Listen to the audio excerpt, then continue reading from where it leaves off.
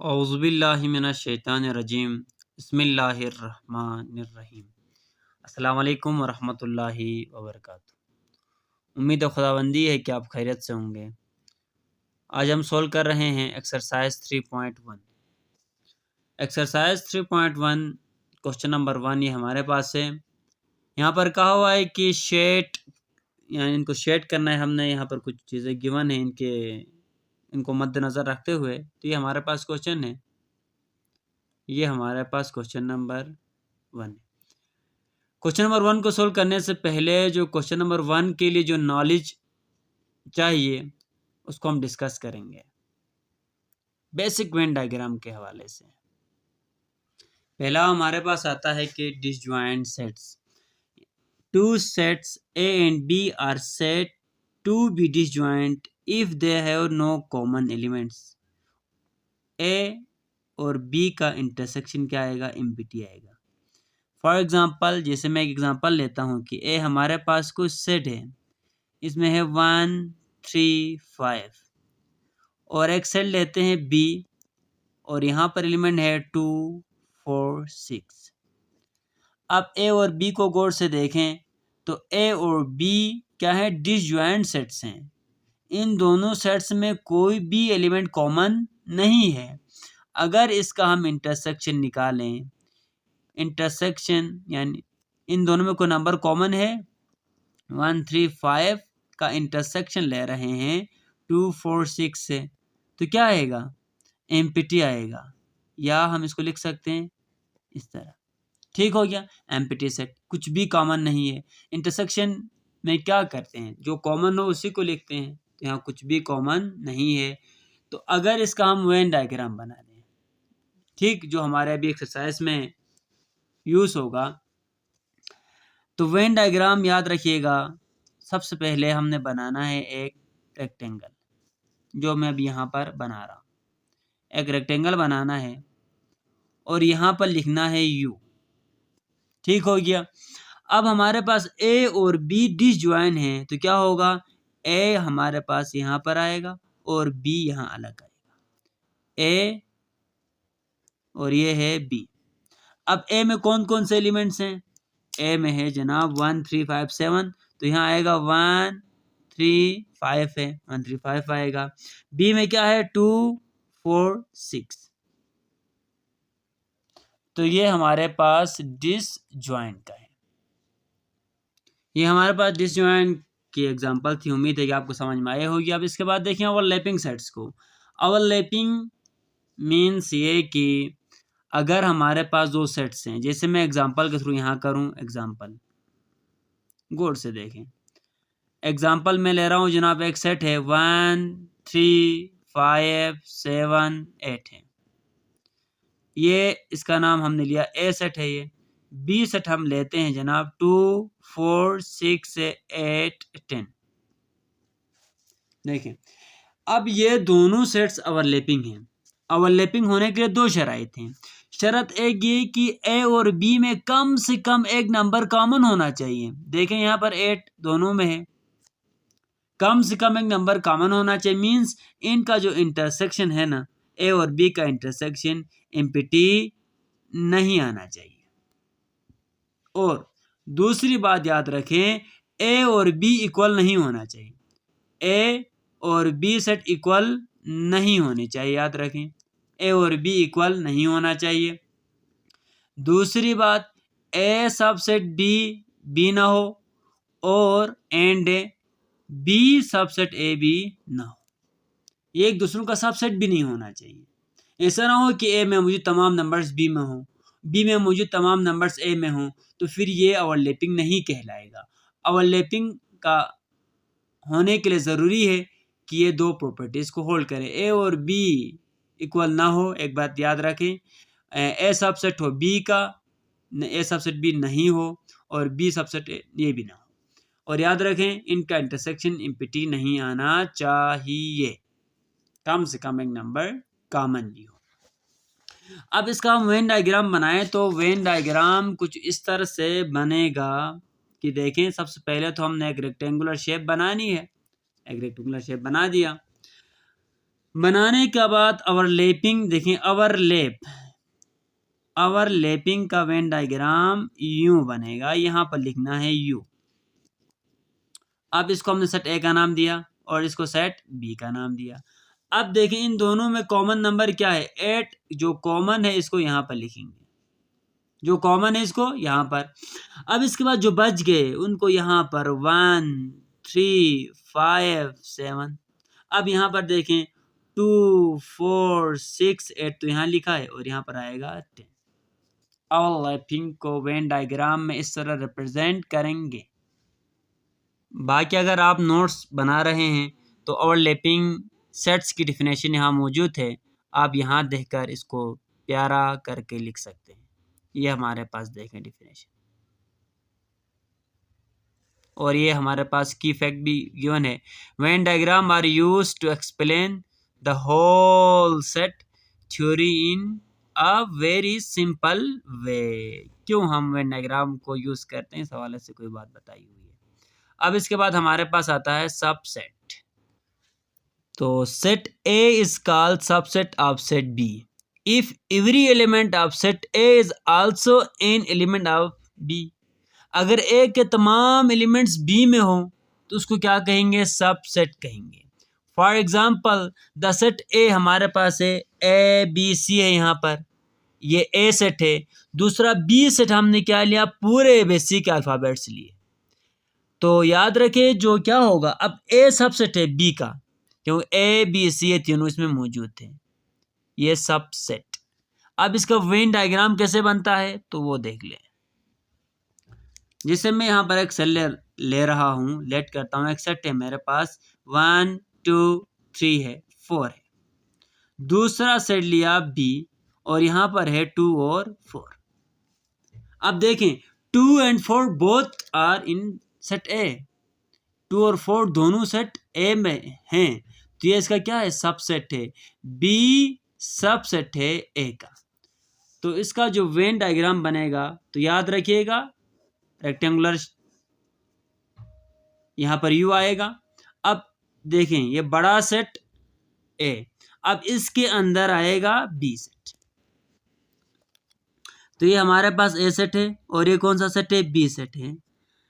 अब ए में कौन कौन से नंबर है, 1 2 3 4। बी में सिर्फ 2 और 4, 2 और 4 यहाँ लिखें, 2 और 4 यहाँ पर 1 3 इधर आएगा। अब सेट ए में 1 भी आया, 2 भी आया, 3 भी आया, 4 भी आया। तो ये हमारे पास सबसेट को वेन डायग्राम में रिप्रेजेंट करने का तरीका कुछ इस तरह से है। अब इसके बाद देखें हम क्वेश्चन को सोल्व करते हैं। Exercise 3.1 question number 1। ये हमारे पास क्वेश्चन गिवन है, ठीक हो गया। अब क्वेश्चन में हमारे पास बेसिकली अगर देखें तो 4 पार्ट्स हैं और इन 4 पार्ट्स को 1 2 3 4 इन सब के लिए करना है। तो इस क्वेश्चन को इन चारों के लिए करेंगे, फिर इस क्वेश्चन को इन चारों के लिए, फिर इस क्वेश्चन को इन चारों के लिए, फिर इस क्वेश्चन को, इस पार्ट को इन चारों के लिए, है ना। पहले पार्ट को हम सोल्व करते हैं फॉर 4 पार्ट्स, इन चारों के लिए, और इसका दूसरे पार्ट को करेंगे इन चारों के लिए, तीसरे पार्ट को करेंगे इन चारों के लिए, और लास्ट पार्ट को करेंगे इन चारों के लिए। एक तरीका ये है। दूसरा ये कर सकते हैं कि हम इस पार्ट को, इसको उठाएं, इसको उठा के इन चारों के लिए करें, फिर इसको उठाएं इन चारों को करें, फिर इसको उठाएंगे इन चारों को हल करेंगे, फिर इसको उठाएंगे और इन चारों को हल करेंगे। जो आपको अच्छा लगता है वहीं कर लें। अब मैंने क्या किया है, पहले मैंने इस पार्ट को उठाया है, उठाकर इसके लिए सोल्व किया है, फिर इसके लिए सोल्व किया है, फिर इसके लिए सोल्व किया और फिर इसके लिए सोल्व किया। अब देखें ये हमारे पास थोड़ा काम हमने किया हुआ है ताकि आपका लंबा लेक्चर ना बने, इसलिए आपकी आसानी के लिए। पहले हमारे पास ये गिवन है, इसको हम इस तरह भी लिख सकते हैं, सेम चीज़ है, कुछ फ़र्क नहीं है। तो यहाँ ऑपरेशन हमें दी हुई है कि पहला काम B intersection C, B intersection C, intersection की बात आई है। तो याद रखें, ये भी मैं आपको बताता चलूँ, इंटरसेक्शन आ जाए ना, जैसे हमारे पास 2 सेट्स हैं, ये ओवरलैपिंग है और कहा हुआ है कि ए और बी का क्या निकालना है, इंटरसेक्शन निकालना है यूजिंग वेन डायग्राम। तो जो कॉमन एरिया होगा ना उसी को शेड करेंगे, सिर्फ कॉमन एरिया को शेड करेंगे और शेड करने के 3 तरीके हैं। एक तो हम ये कर सकते हैं कि हॉरिजॉन्टल लाइन ड्रा कर सकते हैं, दूसरा हम वर्टिकल लाइन ड्रा कर सकते हैं, तीसरा हम डायगोनल लाइन ड्रा कर सकते हैं। एक ये। अब इसके बाद दूसरा एक तरीका ये भी है कि आप चुपचाप इसको कलर करें, है ना। और जब 2 कलर आपके पास आ जाएं तो दूसरे कलर को आप स्टार से या किसी और चीज़ से आप इसको हाईलाइट कर सकते हैं। बाकी बेहतर ये है कि आप ये वाला तरीका यूज़ करें। तो ये देखिए, बी इंटरसेक्शन सी, बी और सी में कॉमन क्या है? ये वाला एरिया कॉमन है। बी और सी में ये वाला एरिया कॉमन है। अब यहाँ पर आया है A union B intersection C. अब ये हमारा आंसर है, ठीक। अब ए के साथ इसका यूनियन लेना है, तो क्या होगा? तो यूनियन है तो हमारे पास क्या होगा? एक ये वाला एरिया ए आएगा ऐसे। तो चीज़ अब हम यहाँ पर देखें, एक डब्बा बनाएंगे जिसमें पहले इसको हाईलाइट करेंगे बी इंटरसेक्शन सी। तो ये हमारे पास होगा जनाब ये। तो बेहतर ये है कि आप दोनों लाइन को सेम तरीके से रिप्रेजेंट ना करें, है ना। अब हमने इसको रिप्रेजेंट किया इस तरह, तो यहाँ पर लिख दें ये वाला एरिया बी इंटरसेक्शन सी का है।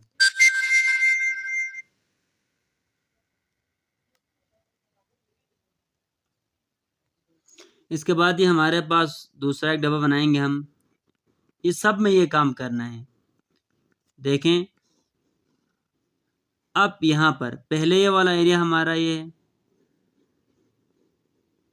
ठीक।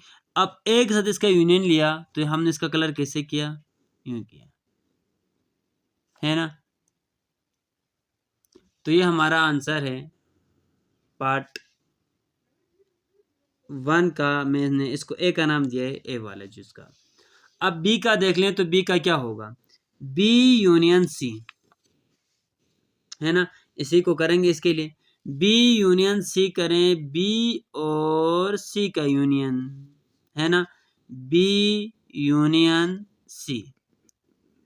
इसको हम रिप्रेजेंट करेंगे, चलें इस line.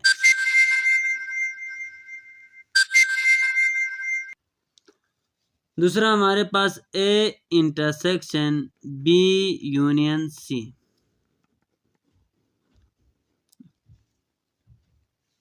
B union C, union में दोनों को कलर किया जाता है, तो बी और सी का, तो बी पूरा शेड होगा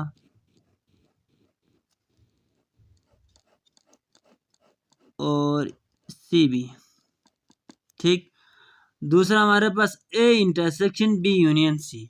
अब इंटरसेक्शन, अब इसका आंसर इसका कौन सा हिस्सा इसके आंसर में है? इसमें ए में है, यानी ए में है, तो कौन सा है? सिर्फ ये वाला। तो अब हमने इसको रिप्रेजेंट किया, चले यूं। तो देखिए ये हमारा आंसर हो गया, ये वाला एरिया, ठीक। तो पहले हमने इसको रिप्रेजेंट किया था यूनियन को इस तरह। अब इंटरसेक्शन वाले को कैसे किया? इस तरह, है ना। अब जहाँ पर ये दोनों लाइनें आपस में इंटरसेक्ट हो रही हैं, इंटरसेक्शन में वही आंसर होगा। तो ये कहाँ, कौन सा एरिया आंसर होगा? जहाँ पर ये लाइनें आपस में इंटरसेक्ट कर रही हैं, यानी ये वाला एरिया, ये हमारा आंसर होगा। अब इसका जो तीसरा है वो देख लें कि हमारे पास बी यूनियन सी का हुआ है, तो बी यूनियन सी में जस्ट क्या करेंगे? इन दोनों को कलर करेंगे। सिंपल सी बात है, वही काम चलेगा आखिर तक, ही एक काम ही है। वेन डायग्राम को समझाने की कोशिश कर रहे हैं बस, ठीक हो गया। अब यूनियन सी है तो यूनियन में है तो फिर ए भी आएगा, ठीक। तो ये हमारा आंसर है। अब इसको अगर हम डब्बे में लिखना चाहें तो अब लिखें यहाँ पर बी यूनियन सी किया, है ना। बी यूनियन सी को वैसे हमने सबको एक ही उसमें रिप्रेजेंट किया हुआ है, कोई हर्ज नहीं, आप डिफरेंस से भी कर सकते हैं, ठीक हो गया। डिफरेंस से करें या सेम से करें, तो अब हमने इसे रिप्रेजेंट किया है, ठीक हो गया। अब A union B union C हो गया, ये हो गया। अब हमने इसको भी इसी से रिप्रेजेंट किया है, ठीक हो गया। आंसर में ये हमारे पास पूरा आंसर है।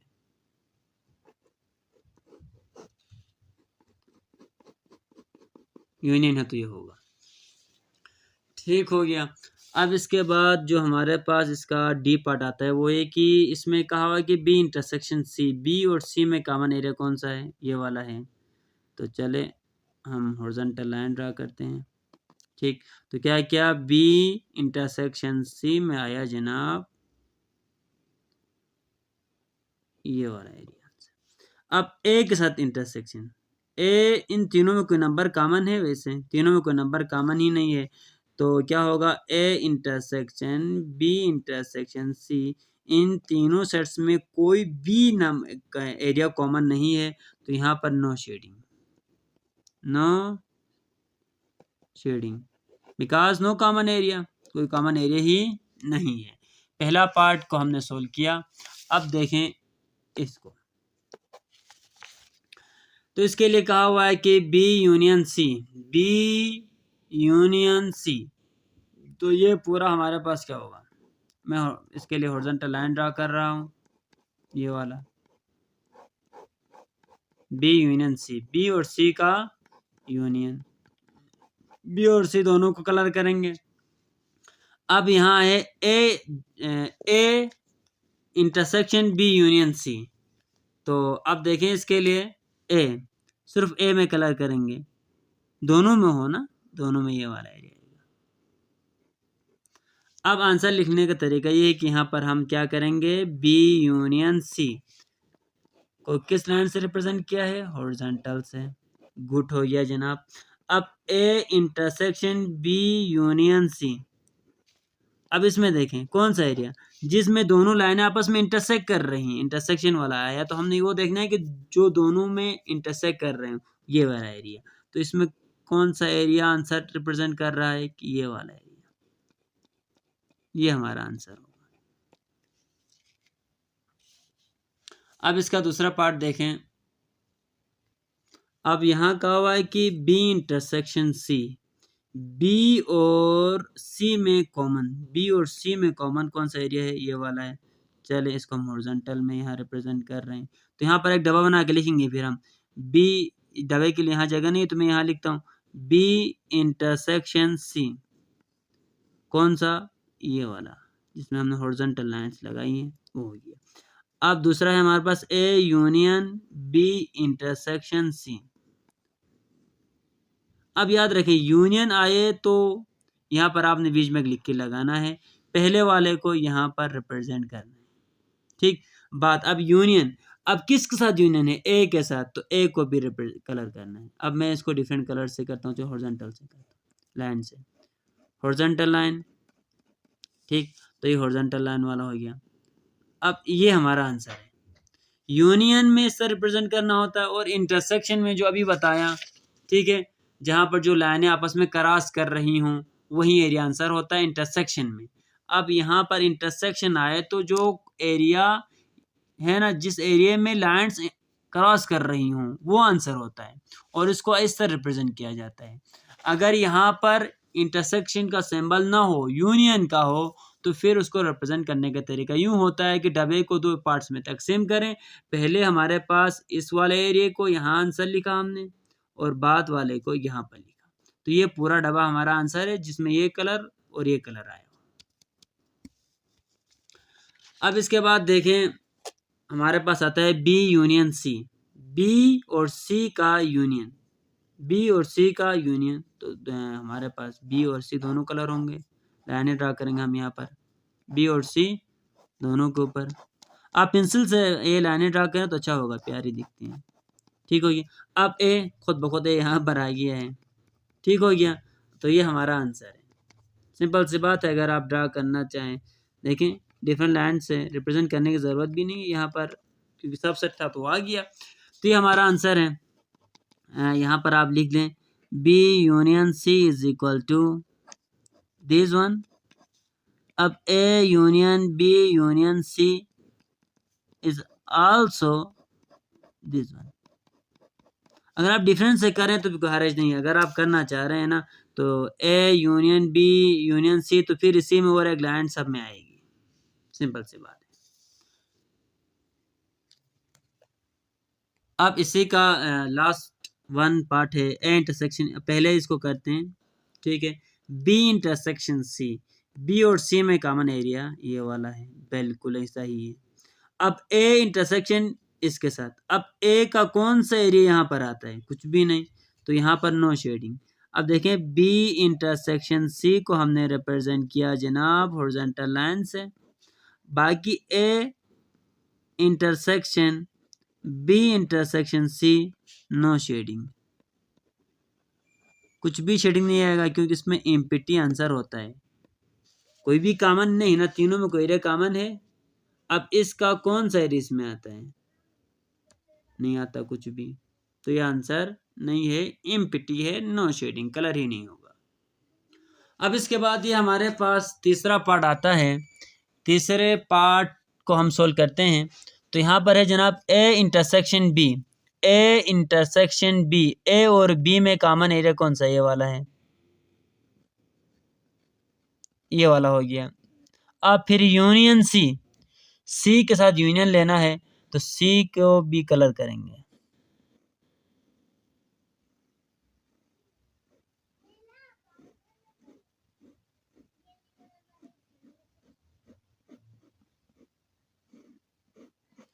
ये वाला, इस तरह इसका आंसर होगा।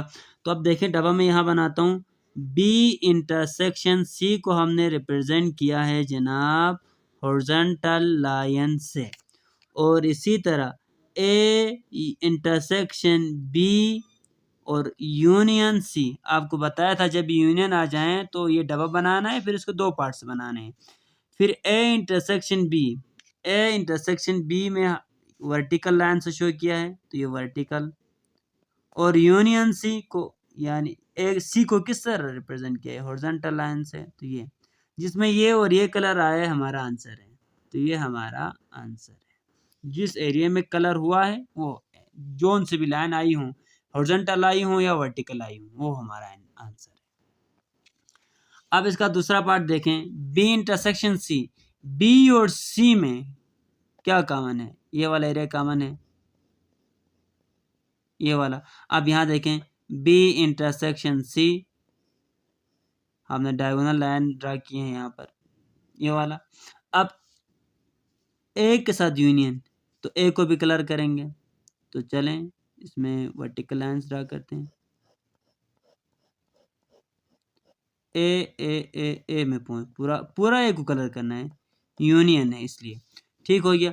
ए यूनियन बी इंटरसेक्शन सी, तो ये आएगा इस तरह।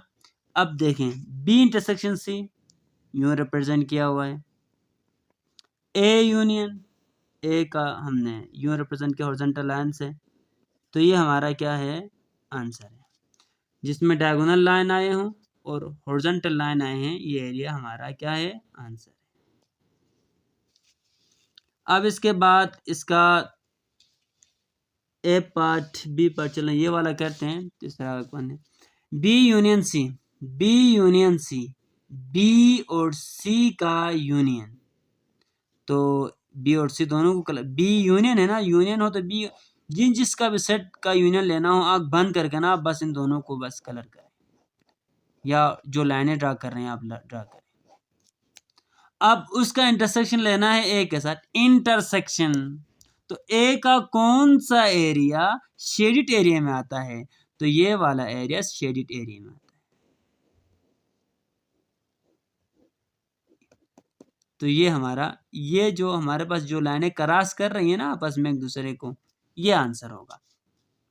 तो देखें बी यूनियन सी, यूनियन को हमने रिप्रेजेंट किया जनाब हॉरिजॉन्टल से। अब देखें A intersection B union C, तो यहाँ पर गौर से देखें, यूनियन को हमने रिप्रेजेंट किया था हॉरिजॉन्टल से, है ना। अब इंटरसेक्शन को रिप्रेजेंट किया वर्टिकल से, तो ये वाला एरिया हमारा आंसर है। जिसमें लाइनें यूं क्रॉस हो रही हो ना, तो वो एरिया हमारा आंसर है। तो ये, अब इसको देखें बी इंटरसेक्शन सी, बी और सी में कॉमन एरिया कौन सा है, बी और सी में कॉमन एरिया ये वाला है।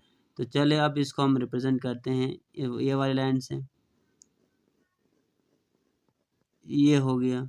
अब हमने क्या किया जनाब, बी इंटरसेक्शन सी को रिप्रेजेंट किया है डायगोनल लाइन से। दूसरा ए इंटरसेक्शन, अब ए का कौन सा एरिया इसमें आता है, ये वाला एरिया, ठीक। अब ये जहाँ प्लान है, अब इंटरसेक्शन आया तो याद रखें, फिर बता रहा हूँ, जो एरिया यूं क्रॉस होता है ना वही आंसर होगा, यूं जो क्रॉस होता है। तो ये होगा हमारे पास A intersection B intersection C.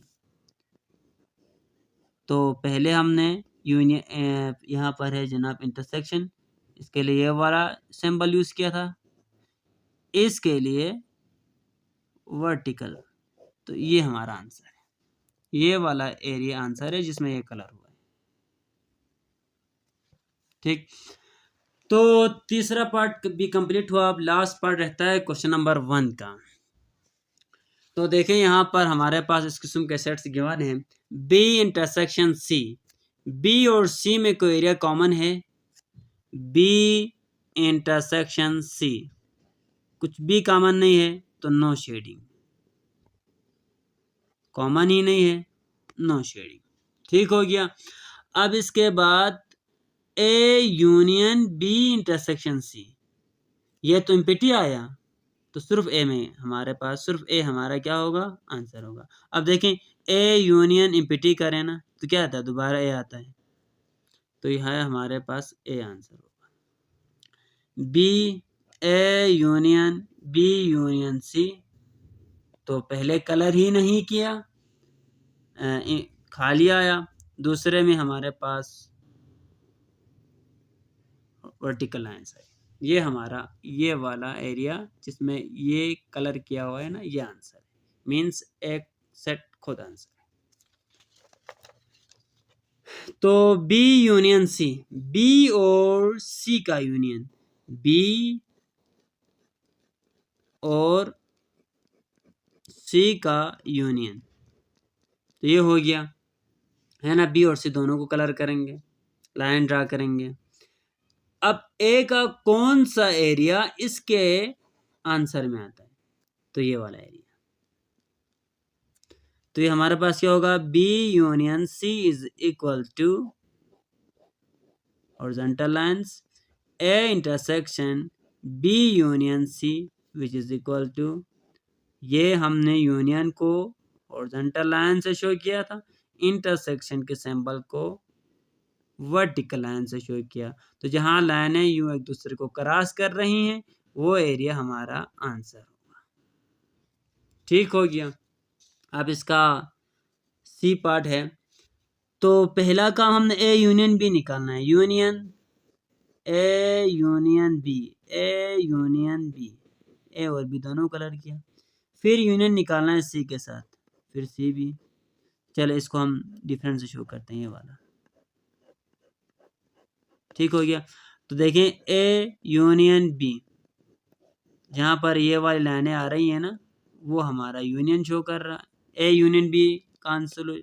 अब ए यूनियन बी, अब फिर यहाँ पर यूनियन सी है, कहा था आपको, ठीक है याद होगा, जहाँ पर ये वाली आई हूँ और आर, ठीक, या हमारे पास दूसरा ये आई हूँ, ये एरिया हमारा आंसर है। तो ए बी सी तीनों शेडिड हैं, ये हमारा सॉल्यूशन हो गया। अब देखें A B intersection C, B और सी में कुछ कॉमन है, बी इंटरसेक्शन सी, बी और सी में कोई कॉमन कुछ भी कॉमन नहीं है, तो नो शेडिंग, नो शेडिंग। इसके बाद A intersection B intersection C, ठीक हो गया। अब एम्प्टी सेट का, अब एम्प्टी सेट है ना, कोई भी एम्प्टी सेट, इसका इंटरसेक्शन ले लें ए के साथ, फिर क्या आएगा, एम्प्टी आएगा। तो इसमें जो आंसर है ना, नो शेड ही नहीं होगा, पूरा सोल्यूशन ये क्या है, नो शेडिंग, नो शेडिंग। उम्मीद है कि आपको क्वेश्चन नंबर 1 समझ में आया होगा, वेन डायग्राम के हवाले से क्वेश्चन था। अब ये क्वेश्चन आगे और भी सवालात में यूज होगा, याद रखें, बहुत इंपॉर्टेंट क्वेश्चन है वेन डायग्राम को समझने के लिए। अब देखें क्वेश्चन नंबर 2 को। Question number 2 is very very interesting question, easy भी है, क्वेश्चन नंबर 1 की तरह लेंथी नहीं है, ठीक, सिंपल है। देखिए हमारे पास एक सेट गिवन है एक्स वाई जेड।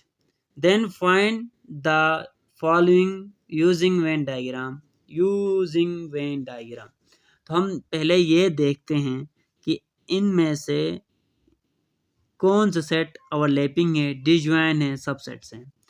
तो एक्स क्या है हमारे पास, एक्स में जनाब ए बी सी डी और ई, और वाई सेट हमारे पास क्या है ए सी ई। तो यहाँ पर ए इसमें है, सी भी इसमें है, ई भी इसमें, means Y subset of X. Y क्या है, सबसेट है एक्स का। तो सबसेट का क्या करना आपको पता है, वाई को हम यहाँ, वाई आएगा यहाँ पर, फिर इसका एक्स बाहर आएगा, हाँ ना, एक्स बाहर आएगा, अब वाई इसके अंदर आएगा।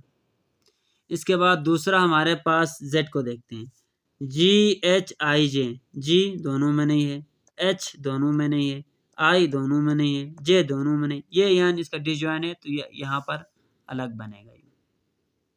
ठीक हो गया, तो ये देखें।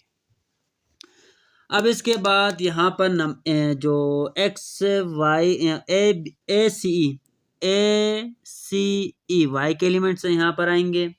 अब इसके बाद बी डी यहाँ बाहर आएंगे, बाकी यहाँ पर जी एच आई जे जेड में आएंगे। इसी तरह यहाँ पर भी हम, मैं तमाम पार्ट्स में करूँ, तमाम पार्ट्स के मैंने लिखा है तो पहले सबके लिए लिख देता हूँ।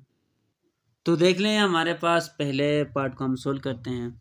यहाँ पर कहा हुआ है कि X union Y, X union Y, तो यूनियन हो तो एक्स और वाई दोनों को हम शेड करेंगे। अब मैं ड्रा कर रहा हूँ हॉरिजॉन्टल लाइन, ये। अब जेड यूनियन जेड, तो जेड में हमारे पास ये वाला आएगा। चले हमने दूसरा ऑप्शन के लिए ये यूज़ किया, ठीक हो गया।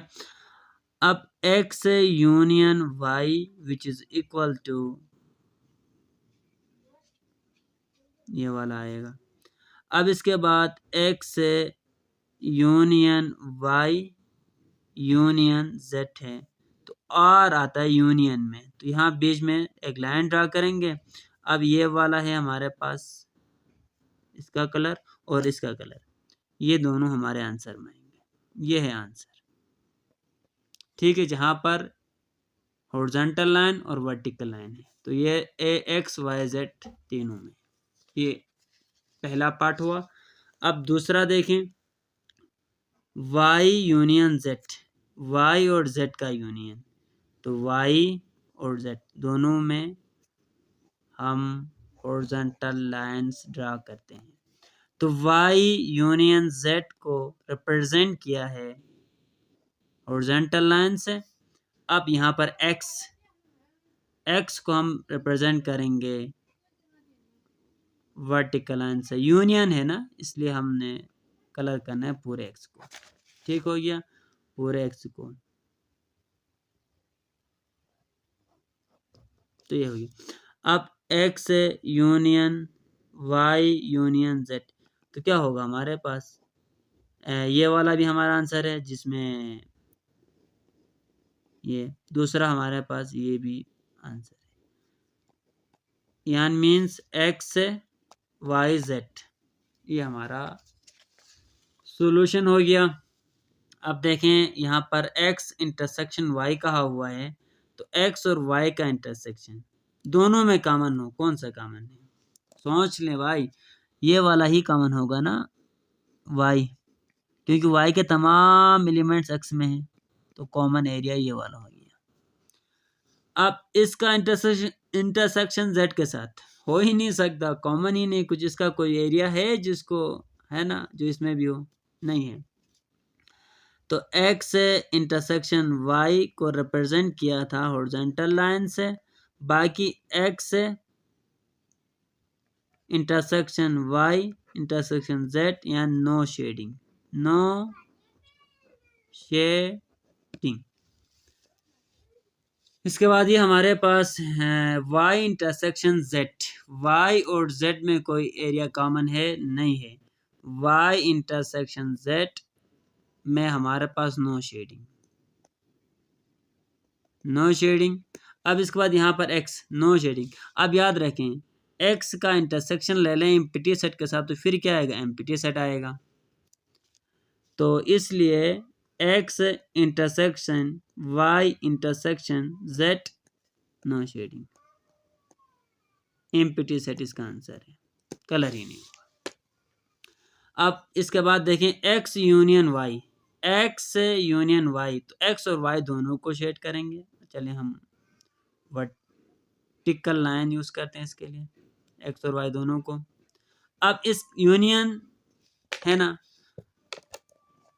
x यूनियन y को हमने रिप्रेजेंट किया वर्टिकल लाइन से। अब इसका इंटरसेक्शन z से, तो है कोई इसमें और इसमें कोई एरिया कॉमन है, नहीं है, तो x union y intersection z, no shading. इसका भी आंसर क्या है, एम्प्टी है, खाली एम्प्टी आंसर। तो इसके बाद यहां देखें x इंटरसेक्शन y, x और y में कौन सा एरिया कॉमन है, ये वाला एरिया कॉमन है, बिल्कुल जनाब। अब इसका यूनियन z के साथ, यूनियन की बात की जाए तो z को आपने आंख बंद करके कलर करना है, ठीक। कॉमन तो इंटरसेक्शन के लिए जरूरी है ना, यूनियन के लिए तो बस दोनों को हम उठाना है। तो देखें हमारे पास x इंटरसेक्शन y को रिप्रेजेंट किया था हमने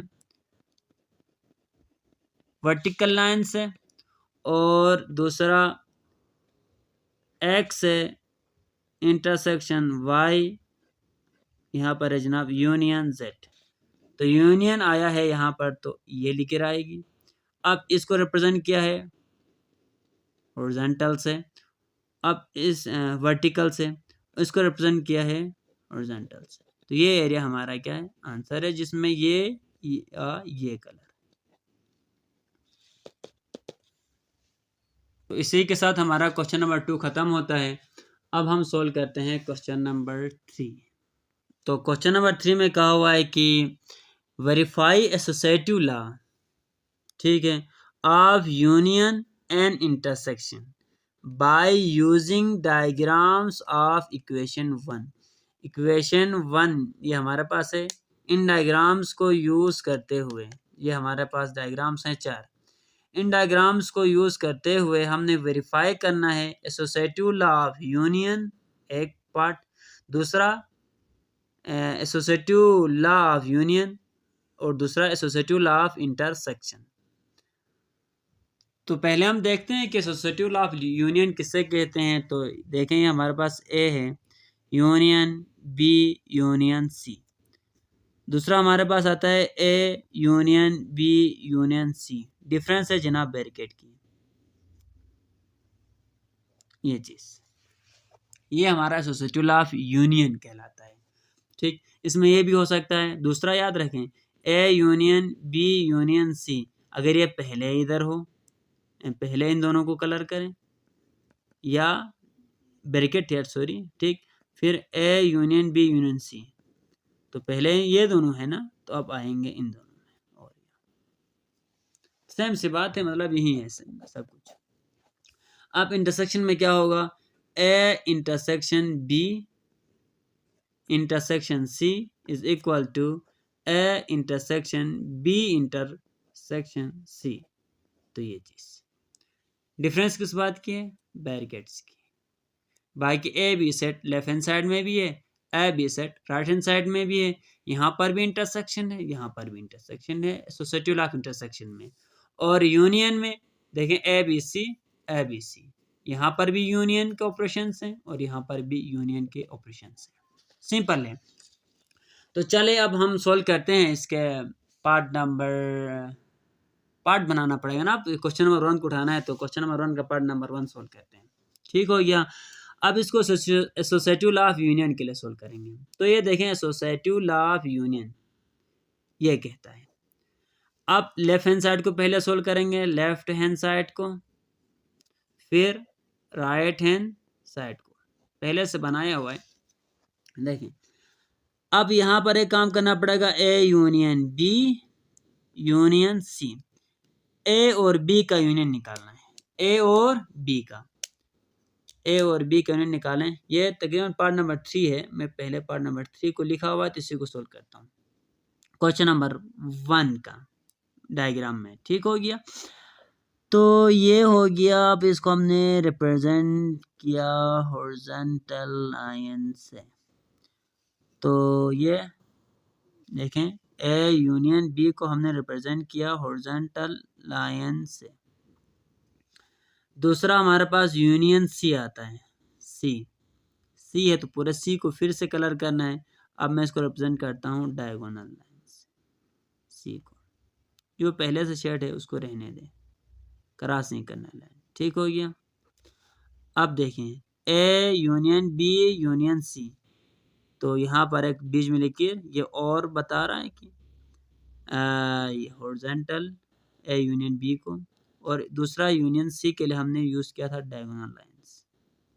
तो ये एरिया हमारा क्या है, आंसर है। तो ए बी सी। अब यहाँ देखें राइट हैंड साइड में, तो ए यूनियन बी, फिर आएगा यूनियन सी।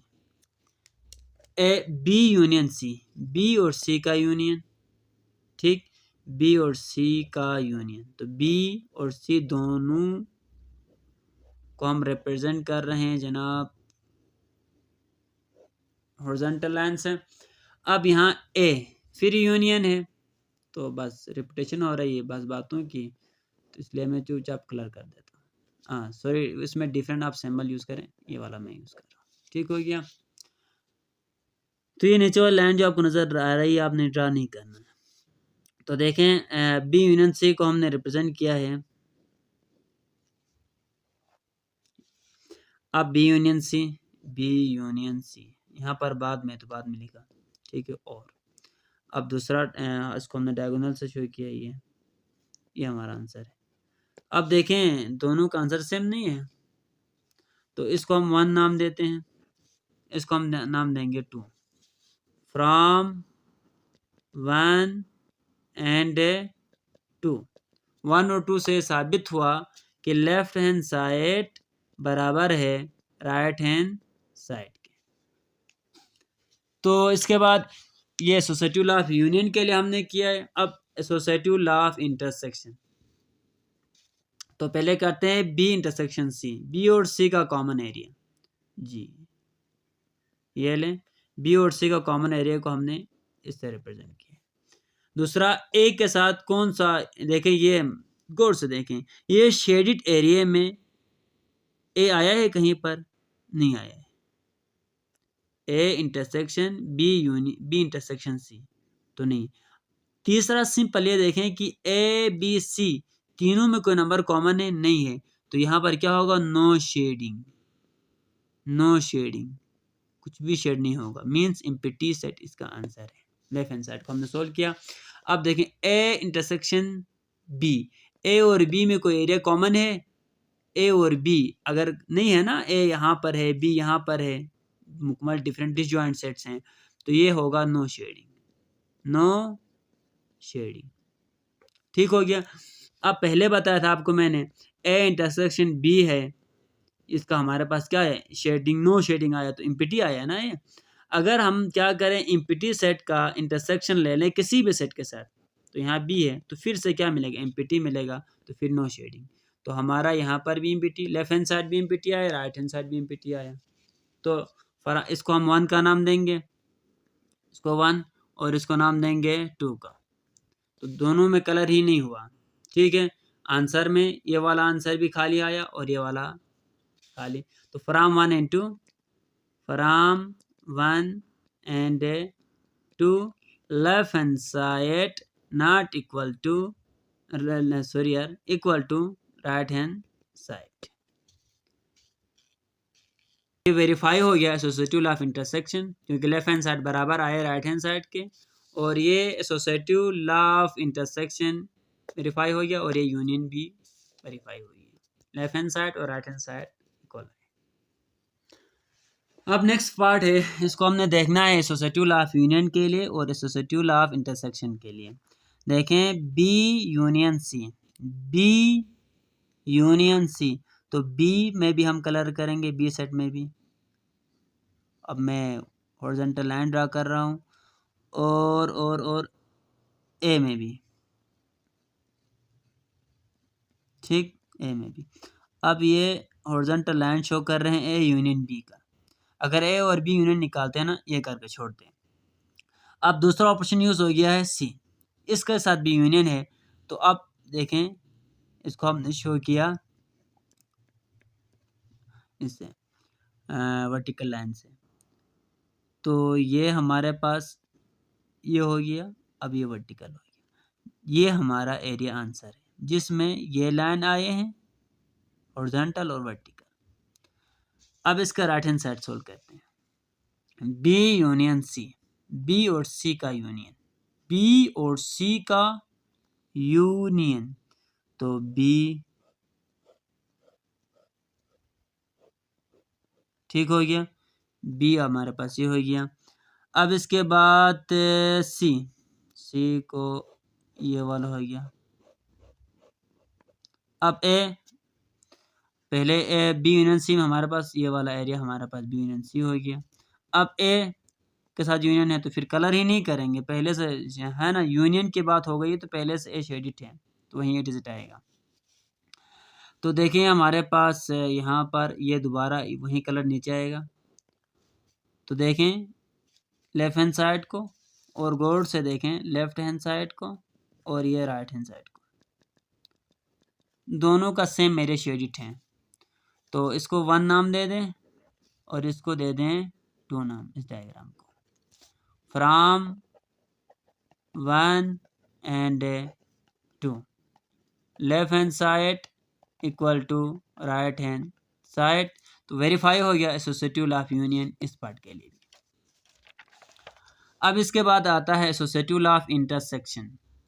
अब देखें बी इंटरसेक्शन सी, बी और सी में कौन सा एरिया कॉमन है, तो ये वाला। अब ए नहीं है ना ए का, तो इसका जो आंसर है देखिए बी इंटरसेक्शन सी को हमने रिप्रेजेंट किया था ये वाला लाइन से, यहाँ पर आएगा नो शेडिंग, नो शेडिंग, तो एम्प्टी सेट आएगा, ठीक है, नो शेडिंग का। देखें ए बी सी तीनों में कोई एरिया कॉमन है, यहाँ पर इंटरसेक्शन का सिंबल आया, तो मीन तीनों में कोई एरिया कॉमन है नहीं है, तो एम्प्टी ही आंसर होगा, कॉमन सी बात है। तो इसका लेफ्ट हैंड साइड ये है, लेफ्ट हैंड साइड, और ये है राइट हैंड साइड, ठीक हो गया। अब यहाँ देखें ए इंटरसेक्शन बी, ए और बी में एरिया कॉमन है, ए और बी में नहीं है, तो यहाँ पर नो शेडिंग, नो। अब इम्पिटी सेट आया है इसका इंटरसेक्शन किसी भी सेट से ले लें तो फिर क्या होगा, इम्पिटी आएगा, नो शेडिंग। तो यहाँ पर भी लास्ट में आंसर में नो शेडिंग, कुछ भी डबे में कुछ भी कलर नहीं हुआ था, यहाँ पर भी नहीं हुआ, मीन्स दोनों का एम्पिटी है। तो इसको हम 2 का नाम देते हैं, इसको 1 का नाम देते हैं, from 1 and 2, from 1 and 2, left hand side equal to right hand side. तो ये वेरीफाई हो गया एसोसिएटिव ऑफ इंटरसेक्शन पार्ट 2 के लिए। अब देखें पार्ट 3। तो associative of union A union B union C equal होना चाहिए A union B union C के। तो ये हमारे पास लेफ्ट हैंड साइड है और ये है हमारा राइट हैंड साइड। तो यहाँ पर ए यूनियन बी ब्रैकेट में जो इसको पहले सोल्व करना होता है, ए यूनियन बी, ए और बी दोनों में हम एक लाइन ड्रा करेंगे वर्टिकल। तो vertical line shows that A union B को शो कर रहा है। अब फिर इसका यूनियन सी के साथ, तो फिर सी को भी शेड करे भाई, तो चलें इसको डिफरेंस से करते हैं ये वाला। तो यहाँ देखें यूनियन, तीनों में यूनियन हो, तो मैंने कहा था ना यहाँ पर यूनियन हो तो एक लाइन यहाँ और को शो करता है। तो ए यूनियन बी ये हो गया, ये हमारा आंसर है, और ये वाला भी हमारा आंसर है, ठीक हो गया। अब इसमें देखें B union C, B union C, B पूरा बी, ठीक हो गया, और सी और इसको हमने रिप्रेजेंट किया है जनाब बी यूनियन सी को हॉरिजॉन्टल लाइन से। अब ए के साथ बी यूनियन है, फिर ए को करें, जो बच गया वो एरिया ए का, जो पहले से शेड है उस पर दोबारा कलम ना लाएं। ठीक, तो अब ए वाला शो करा, ये हमारा आंसर है। तो देखें दोनों का ए बी सी यहाँ पर भी फुल शेडिट हैं, ए बी सी यहाँ पर भी फुल शेडिट हैं। तो फ्राम 1 and 2, फ्राम 1 and 2, 1 और 2 से हम ये बता सकते हैं कि लेफ्ट हैंड साइड इक्वल है राइट हैंड साइड के, लेफ्ट हैंड साइड बराबर है राइट हैंड साइड के। अब इसके बाद इसका एसोसिएटिव लॉ ऑफ इंटरसेक्शन के लिए देखते हैं तीसरे पार्ट को। तो इंटरसेक्शन बी और सी में कोई एरिया कॉमन है? यस ऑफ कोर्स, ये वाला एरिया है। ठीक हो गया। आप देखें इंटरसेक्शन को हमने किस तरह रिप्रेजेंट किया है, यहाँ हम डब्बे में बताएंगे।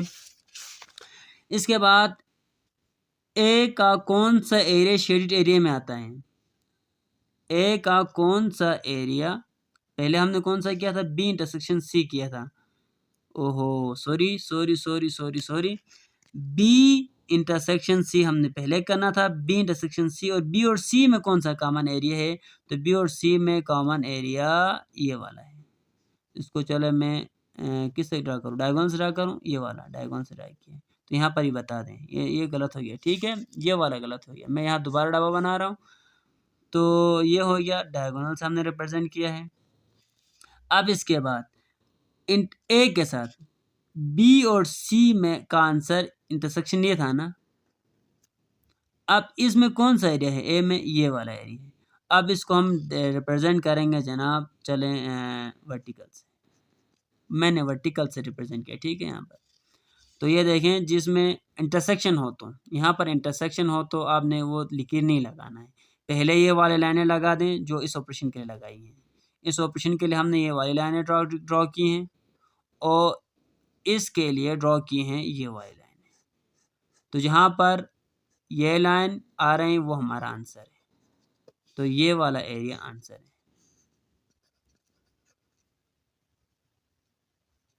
ठीक हो गया। अब इसके बाद यहाँ देखें ए इंटरसेक्शन बी, ए और बी का इंटरसेक्शन ये हो गया, ए और बी का इंटरसेक्शन ये। अब देखें सी, इसका इंटरसेक्शन सी के साथ, तो सी का कॉमन एरिया कहाँ पर? ये वाला, इसको हमने इससे ड्रॉ किया। तो ए इंटरसेक्शन बी इंटरसेक्शन के बाद है तो ये वाला। ठीक, अब इसके बाद इस यहाँ पर सी के लिए हमने ये वाली लाइन ड्रॉ की है। तो ये देखिए यहाँ पर ये वाला एरिया सॉल्यूशन है और यहाँ पर भी ये वाला एरिया। तो इस फ्राम 1 and 2 हम ये कह सकते हैं ना कि दोनों सेम है, कॉमन है या नहीं है? गौर से देखें, यहाँ पर कॉमन एरिया शेडिट है दोनों में। तो देखिए from 1 and 2, from 1 and 2 left hand side बराबर है राइट हैंड साइड के। तो ये वेरीफाई हो गया एसोसिएटिव लॉ ऑफ इंटरसेक्शन इस पार्ट के लिए भी। अब ये हमारे पास लास्ट पार्ट है, तो एसोसिएटिव लॉ ऑफ यूनियन देखते हैं। सिंपल है कि यूनियन वाले में तो क्या करना है आपको समझ में आया होगा। ए यूनियन बी है तो ए और बी को कर ले जनाब, है ना। ए यूनियन बी को हमने वर्टिकल से शो किया है। अब यूनियन सी वाले को भी करें, सी को हमने चले हॉरिजॉन्टल से ट्राई किया। ठीक, तो ये हमारा आंसर है। मैं जल्दीबाजी में कर रहा हूँ, इजी है, बस ये हमारा यूनियन वाला सिंपल है ना। बी यूनियन सी है तो बी को भी हिट करेंगे और सी को भी करेंगे। तो जहाँ पर हमने ये वाला किया वो बी यूनियन सी है। ए हमारे पास, इसको हमने वर्टिकल, देखो इसको हम नीचे नहीं लाना, तो बी यूनियन सी दिस और इंटरसेक्शन के लिए दिस। तो आंसर इसमें भी ए बी सी तीनों शेडिट हैं और इसमें भी ए बी सी तीनों शेडिट हैं। तो from 1 and 2 left hand side equal to right hand side, left hand side बराबर है राइट हैंड साइड के। तो ये वेरीफाई हो गया associative law of union part 4 के लिए। अब देखें सोसाइटी लॉ ऑफ इंटरसेक्शन, तो पहले बात है कि पहले ही बता दूं इसका आंसर एम्प्टी आएगा, दोनों का आंसर एम्प्टी आएगा, क्योंकि यहाँ पर तीनों में कोई कॉमन एरिया नहीं है। हम इंटरसेक्शन की बात कर रहे हैं, यहाँ पर दोनों में इंटरसेक्शन ऑपरेशन है और कोई भी एरिया कॉमन नहीं है बीसी में, तो एम्प्टी दोनों का आंसर है, ये कंफर्म है। ठीक हो गया। तो अब B intersection C, B intersection C, no colour, colour ही नहीं होगा, no shading, no shading, shading ही नहीं होगी। बी और सी में कोई एरिया कॉमन है नहीं है। अब इम्पिटी सेट का, ये बार बार आ रहा है, अब देखिए किसी भी इम्पिटी सेट का इंटरसेक्शन ले लें किसी भी सेट के साथ, एनी सेट ए के साथ, तो फिर से क्या आएगा, इम्पिटी सेट आएगा, फिर से क्या आएगा, एम्पिटी सेट आएगा। तो ये हमारे पास इसमें भी क्या होगा, no shading, no shading. Left hand side का क्या आया आंसर, एम्पिटी आया। आप राइट हैंड साइड में देखते हैं ए इंटरसेक्शन बी, ए और बी में चले कोई एरिया कॉमन है, ये वाला एरिया कॉमन है क्या, ये वाला एरिया है ना, सी के साथ कॉमन है, ये वाला एरिया नहीं है, तो यहाँ से हमारे पास चलें ये आया। अब ये वाला एरिया सी में कोई कॉमन है नहीं, तो यहाँ आएगा no shading, no shading from 1 into left hand side equal है राइट हैंड साइड के, क्यों, इसमें भी इम्पिटी सेट आया था और इसमें भी इम्पिटी आया। उम्मीद है कि आपको ये पार्ट भी समझ में आया होगा। इसी के साथ हमारा क्वेश्चन नंबर 3 खत्म होता है। आप क्वेश्चन नंबर 4 को देख लें। क्वेश्चन नंबर 4 में क्या कहा हुआ है कि verify distributive property of union और intersection, distributive property of intersection over union by using diagram of question 1। फिर क्वेश्चन नंबर 4 को सोल्व करने के लिए भी क्वेश्चन नंबर 1 के डायग्राम्स को यूज करना है। तो इसमें ये होगा, देखें पहले पार्ट को यूनियन और इंटरसेक्शन के लिए सोल्व करेंगे, फिर इंटरसेक्शन और यूनियन के लिए भी सोल्व करेंगे, इसी तरह इसको भी, इसको भी, इसको भी, चारों को दोनों के लिए सोल्व करेंगे। थोड़ा लेंथी बनेगा। चले पहले हम ये देखते हैं कि डिस्ट्रीब्यूटिव प्रॉपर्टी यूनियन और इंटरसेक्शन कहते किससे हैं। तो ये हमारे पास देखें यहाँ पर यूनियन है ना, distributive property union over intersection, तो यहाँ पर आएगा इंटरसेक्शन। ठीक है, क्या आएगा, इंटरसेक्शन आएगा। तो ये हमारे पास ए यूनियन बी है, यहाँ इंटरसेक्शन है, तो ये देखें A union B, A union B intersection A union C, ये लेफ्ट हैंड साइड बराबर होगा राइट हैंड साइड के। अब हमने ये बताना है, ये वेरीफाई करना है, दिखाना है।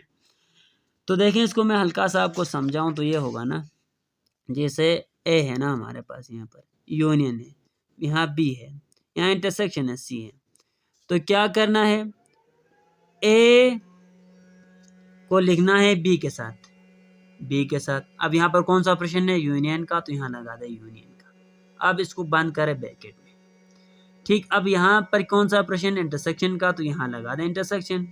अब ए को उठा दें, यूनियन हो गया, फिर लिखें सी के साथ। अब हमने इसको प्रूव करना है, ये है union over intersection, union over intersection. अब इसी तरह यहाँ पर पहले क्या हो, इंटरसेक्शन हो, यहाँ फिर क्या हो, यूनियन हो, सी हो, तो फिर इंटरसेक्शन ओवर यूनियन होगा, तो यहाँ ए आएगा, इंटरसेक्शन होगा, फिर बी आएगा। अब यहाँ पर यूनियन है ना, तो इधर यूनियन आएगा, फिर यहाँ क्या होगा, ए इंटरसेक्शन इंटरसेक्शन, इसके बाद यहाँ पे क्या बचता है, सी सी। अब ये असल में आप देखें तो इसको लेफ्ट, यहाँ पर आपकी बुक में नहीं है, लेकिन इसको लेफ्ट डिस्ट्रीब्यूटिव यहाँ से है तो लेफ्ट है ना, अगर यहाँ से हो तो राइट का आ जाता है, वो छोड़ दें, आपके सिलेबस में नहीं है तो उसको हम डिस्कस नहीं करते हैं, वो इतना इम्पोर्टेंट चीज़ भी तो नहीं है कि उस पर हम आपका टाइम वेस्ट करें। तो आप जस्ट इस चीज़ को याद रखें कि ये हमारे पास union over intersection, intersection over union, तो इसको छोड़ दें।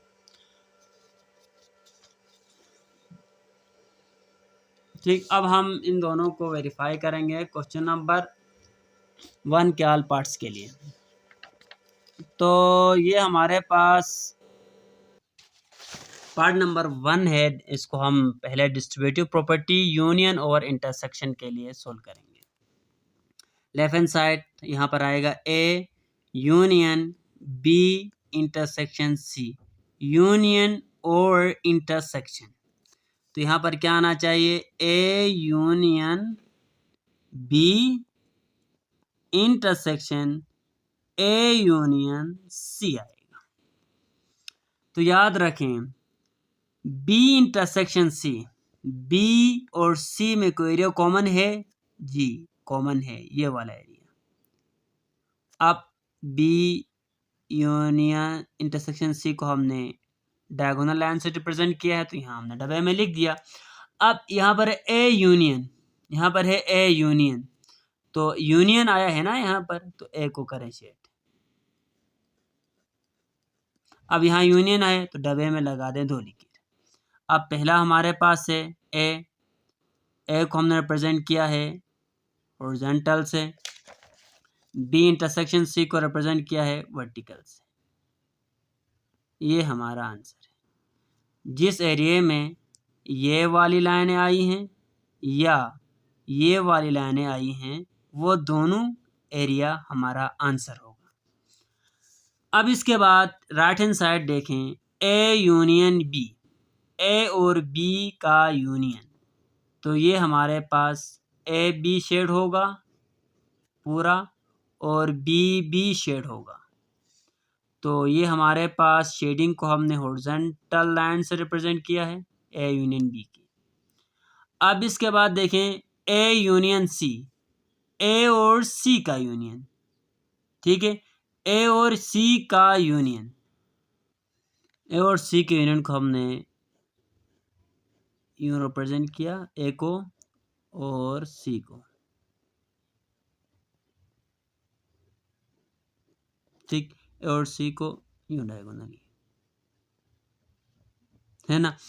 अब देखें इन दोनों का इंटरसेक्शन, इंटरसेक्शन की बात हो गई तवज्जो से, तो पहले आप लगा दें जनाब वर्टिकल लाइंस, बीच में इंटरसेक्शन, तो दूसरा हमारे पास डायगोनल वाले लाइंस। जहाँ पर लाइनें यूं आपस में एक दूसरे को इंटरसेक्ट कर रही हैं ना, वो एरिया हमारा आंसर होगा। तो कौन सा एरिया कर रहा है, एक देखें यहाँ पर पूरा ए, यहाँ पर लाइनें इस शक्ल की हैं, और दूसरा बी का ये एरिया।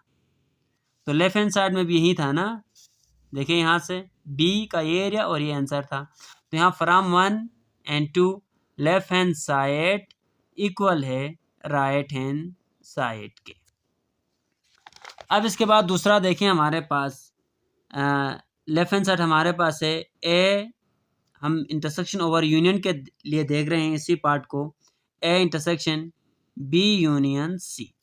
अब B union C, B union C, B और सी का यूनियन, तो ये रिप्रेजेंट किया जनाब वर्टिकल लाइन से।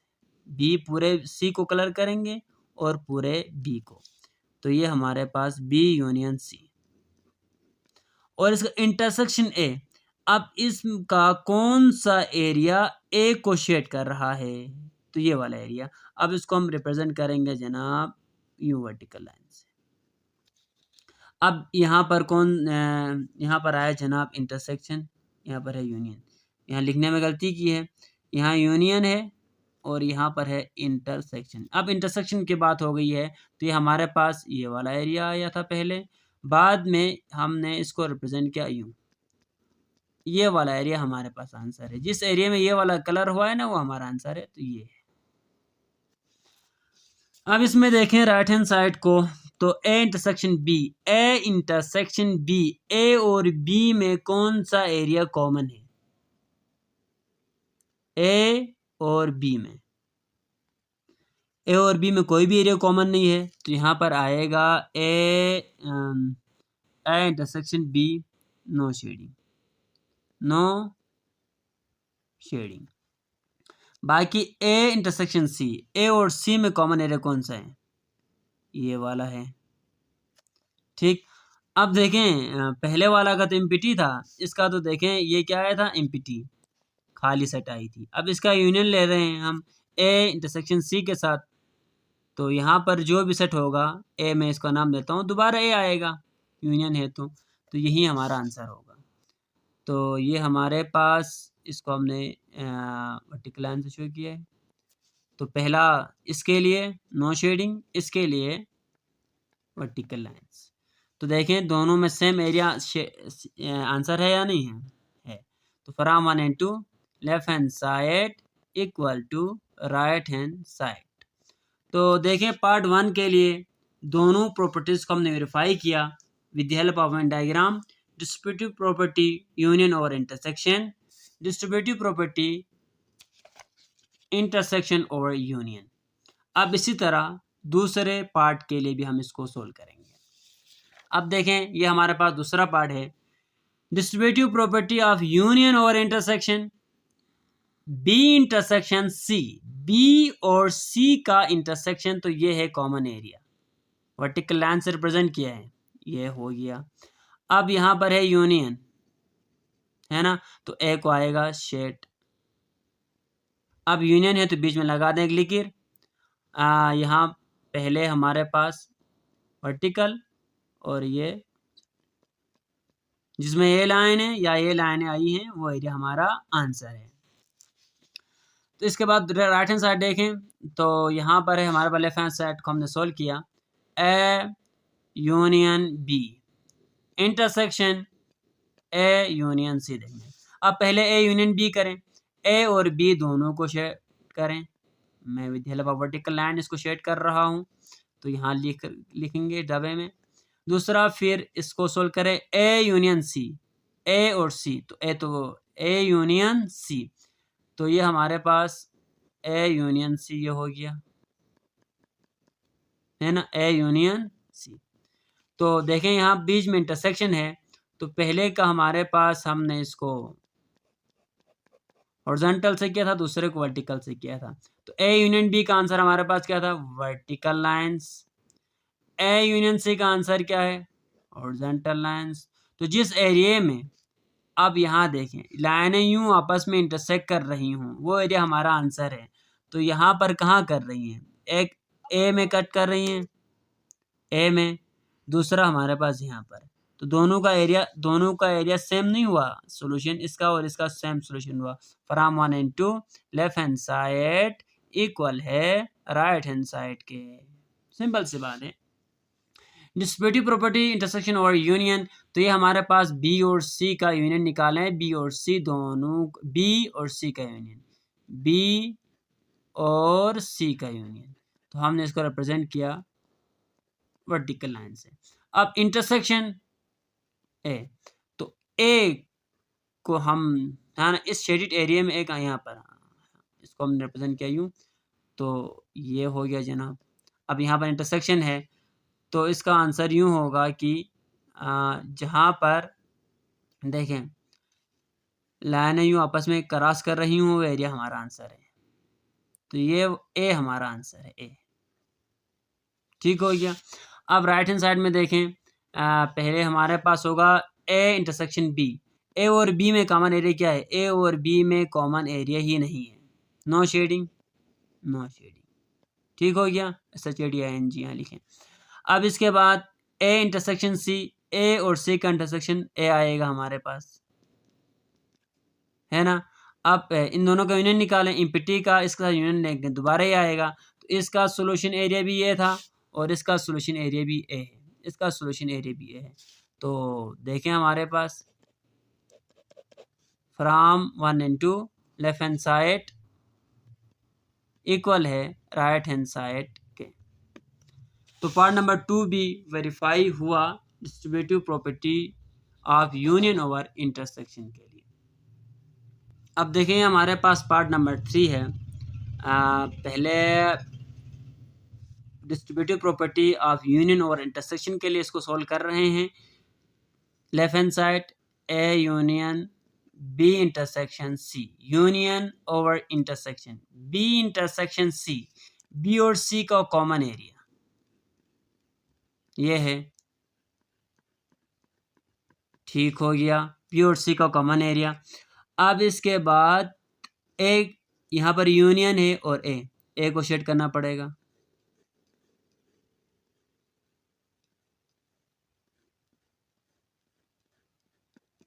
है ना।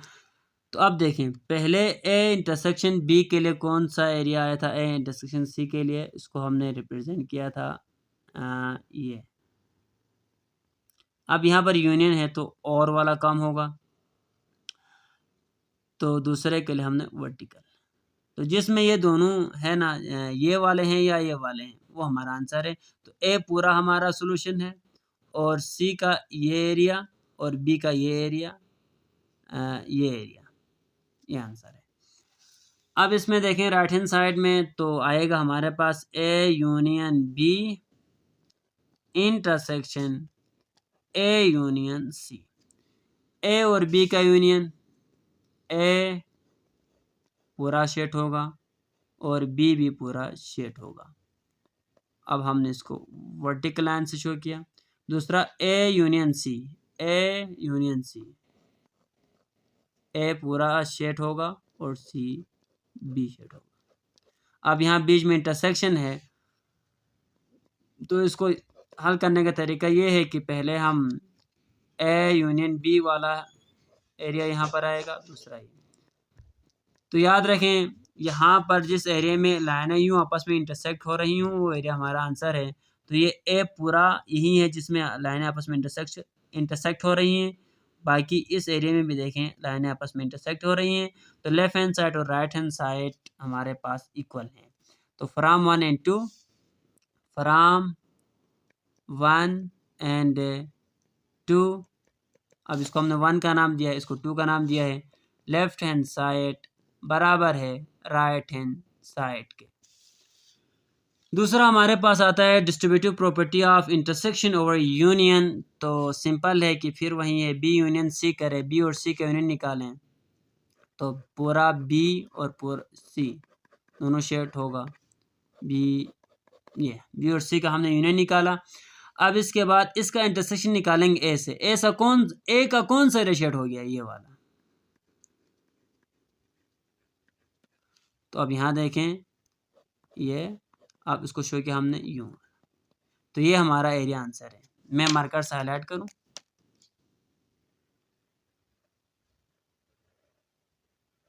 ये वाला एरिया हमारा आंसर हो गया। अब यहाँ देखें, यहाँ दिल बन रहा है, देख लें। तो इधर देखें राइट हैंड साइड का A intersection B union A intersection C. अब ए और बी का कॉमन एरिया, ए और बी को कॉमन एरिया ये है, ये ले जनाब, ए और बी को कॉमन एरिया। फिर ए और सी को कॉमन एरिया, ए और सी को कॉमन एरिया ये वाला हो गया। फिर इन दोनों का यूनियन, फिर दोनों का यूनियन, तो फिर क्या होगा देखें, यहाँ पर आएगा एक लिकर आएगा, और जिसमें ये लाइनें हों या ये लाइनें हों वो हमारा आंसर है। तो देखें ये हमारे पास मार्कर से अगर मैं हाईलाइट करूं तो ये एरिया हमारा आंसर है। पहले में भी ही था ना, लेफ्ट हैंड साइड इक्वल आया राइट हैंड साइड के। फ्रॉम, इसको हमने 1 का नाम, जिसको हमने 2 का नाम दिया है, from 1 and 2 left hand side बराबर है राइट हैंड साइड के। तो ये हमारे पास distributive property of intersection over union B verify हुआ। अब ये इस क्वेश्चन का लास्ट पार्ट है, अब इसको सोल्व करते हैं। डिस्ट्रीब्यूटिव प्रॉपर्टी ऑफ यूनियन और इंटरसेक्शन के लिए तो सिंपल सी बात है कि यहाँ पर बी इंटरसेक्शन सी कहा हुआ है कि बी और सी में कोई भी एरिया कॉमन नहीं है, नो शेडिंग, नो शेडिंग, ठीक हो गया। इसके बाद यहाँ पर यूनियन है, यूनियन से पहले ए है, तो देखें A union empty is equal to A आता है। तो ये हमारे पास ए वाला एरिया शेड होगा। तो यहाँ पर ये हमारा आंसर है, ठीक हो गया। अब राइट हैंड साइड का देखते हैं, ए यूनियन बी, ए और बी का यूनियन, जी जनाब, ए और बी का यूनियन ये होगा। फिर ए यूनियन सी, ए और सी का यूनियन, इसको हमने रिप्रेजेंट किया यूं। ए यूनियन बी को कैसे रिप्रेजेंट किया, हाँ इस तरह।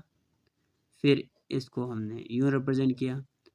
अब बीच में है इंटरसेक्शन, तो जिस एरिया में लाइन आपस में इंटरसेक्ट हो रही हूँ वही एरिया आंसर होगा। तो देख लें यहाँ से मैं मार्कर में हाईलाइट करूँ तो ये ही एरिया है ना जिसमें लाइनें आपस में एक दूसरे को कट कर रही हैं। तो पहले तो ये था। तो लेफ्ट हैंड साइड और राइट हैंड साइड से हम ये बता सकते हैं कि फ्रॉम 1 and 2 ये बता सकते हैं कि लेफ्ट हैंड साइड बराबर है राइट हैंड साइड के। तो दूसरा हमारे पास ये आता है बी यूनियन सी। बी और सी का यूनियन, बी और सी का यूनियन, बी और सी दोनों को हम शेड करेंगे। जी शेड किया। अब इसका इंटरसेक्शन ए, इसका कौन सा एरिया है ना, इस सॉल्यूशन का कौन सा एरिया, तो ये हमारे पास ये वाला आएगा। ठीक, तो ये हो गया। दूसरे को हमने यूं शेड किया, जहाँ लाइन आपस में इंटरसेक्ट कर रही हूँ वह एरिया हमारा आंसर है, सॉल्यूशन है। तो इसमें ये वाला है, जस्ट ये वाला, ये वाला। तो अब राइट हैंड साइड का देखते हैं। राइट हैंड साइड में ए इंटरसेक्शन सी, ए और सी का इंटरसेक्शन, कोई एरिया कॉमन है, नो शेडिंग, नो शेडिंग। ए और सी में कोई एरिया कॉमन ही नहीं है, ए और सी में कोई एरिया कॉमन ही नहीं है। अब देखें ए इंटरसेक्शन बी, ए और बी में ये वाला एरिया क्या है, कॉमन है। अब देखें इसका हमने यूनियन लेना है इसके साथ, इन दोनों का यूनियन लेना है। तो अब फिर वही है, ए यूनियन इम्पटी करे फिर से ए आएगा। तो इसका आंसर ये आया, इसका भी तो ही था। From 1 and 2 left hand side बराबर है राइट हैंड साइड के। अब यहाँ क्या करेंगे, आप देखिए इसमें नो शेडिंग। अब इसमें आप ये वाले लाइनें ड्रा करेंगे, पहले नो शेडिंग फिर ये एरिया हमारा क्या है, आंसर है। उम्मीद है कि आपको क्वेश्चन नंबर 4 समझ में आया होगा। अब हम सोल्व करते हैं क्वेश्चन नंबर 5 को। अब ये हमारे पास क्वेश्चन नंबर 5 में कहा हुआ है कि prove by using Venn diagram.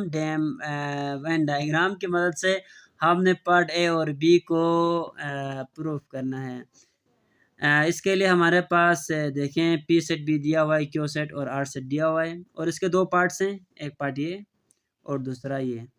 ठीक है, इसमें हमारे पास पी क्यू आर फिर गिवन है, और फिर इसको भी हमने सोल्व करना है इनके लिए, ए और बी के लिए। क्वेश्चन नंबर 5 को अगर गौर से देखें तो हमारे पास पार्ट नंबर 1 को पहले मैं सोल्व करता हूँ।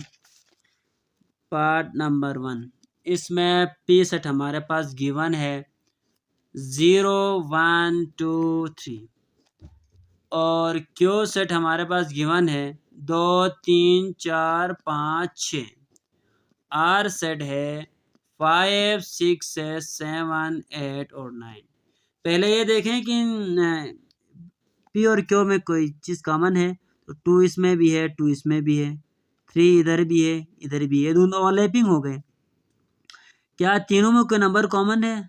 तीनों में कोई नंबर कॉमन नहीं है, तीनों में कोई नंबर कॉमन नहीं है।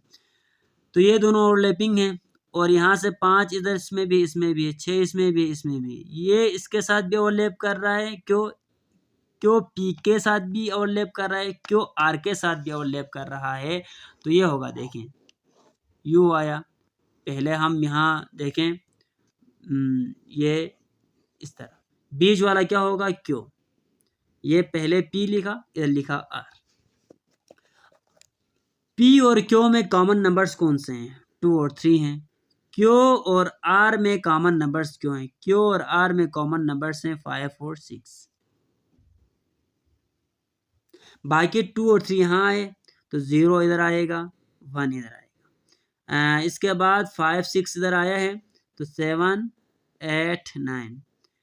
इसका क्यों का देखें तो 2 3 इधर आया है, 5 और 6 इधर आया है, 4 बचता है, 4 यहाँ पर आएगा। इसको रिप्रेजेंट करने का तरीका ये है। तो चलें इसको हम सोल्व करते हैं।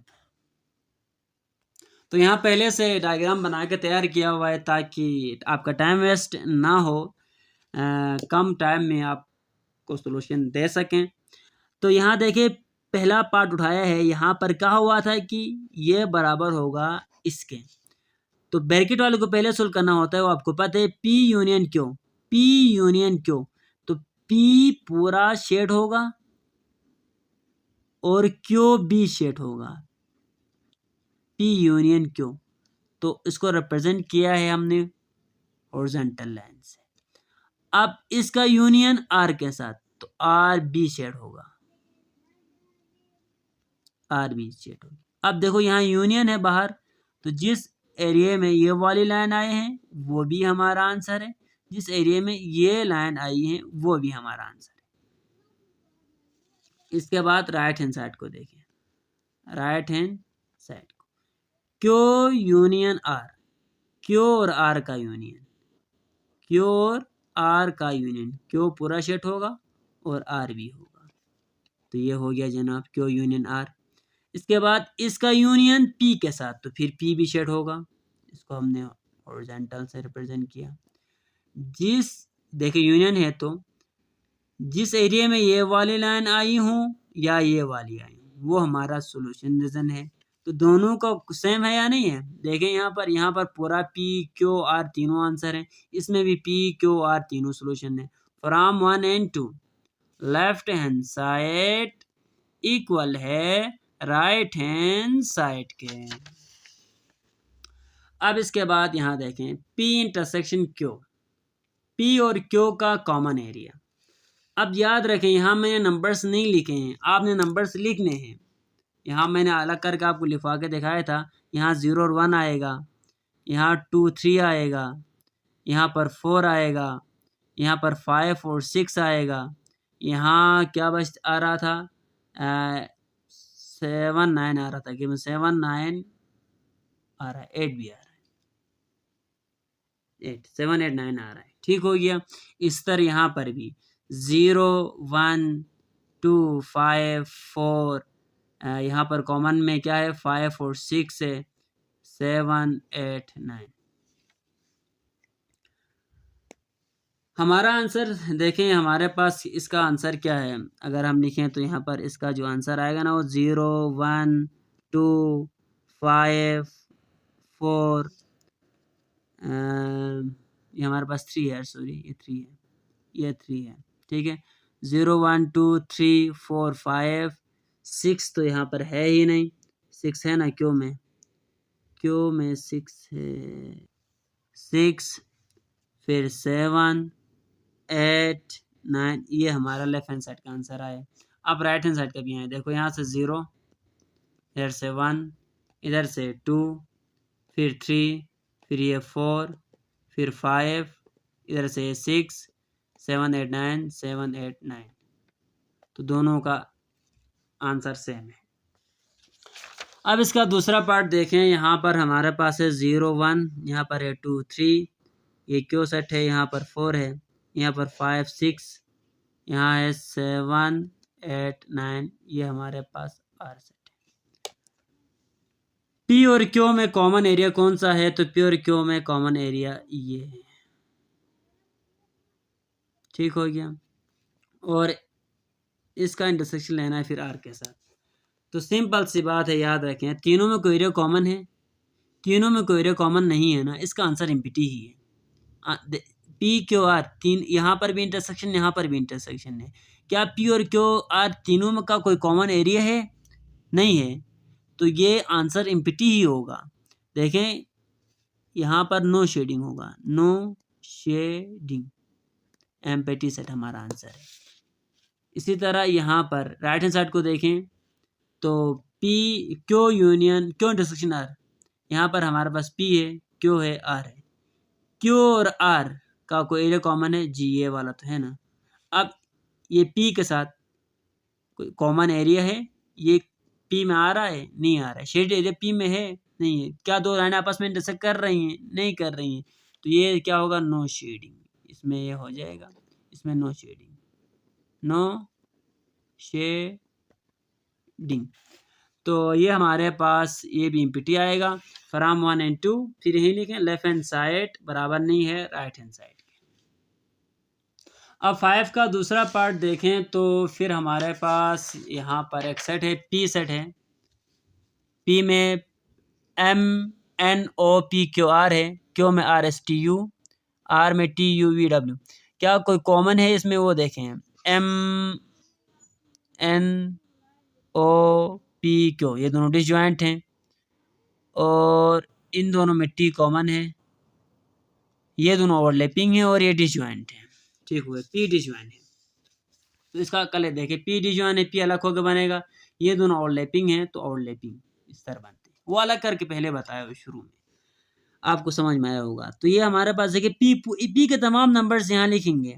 इसमें हमारे पास एम है, एन है, ओ है, ये पी सेट को रिप्रेजेंट कर रहा है, कैपिटल पी है, यहाँ पर स्मॉल पी आएगा, ठीक है, और ये है क्यू। इसके बाद यहाँ आ जो कॉमन है वो क्या है, टी कॉमन है, और कुछ है यू कॉमन है, यहाँ पर जगह नहीं है, मैंने डायग्राम छोटे बनाए हैं। टी और यू है हमारे पास, बाकी वी और डब्ल्यू यहाँ पर आएंगे, आर एस यहाँ पर आए, ठीक। बाकी आप इस तरह सब में ये नंबर से आप खुद लिखें, मैं बाकियों में नहीं लिखूंगा, ये डायग्राम छोटे हैं तो ये थोड़े साफ नज़र नहीं आएंगे कैमरे में। तो देखें पी और क्यू का यूनियन,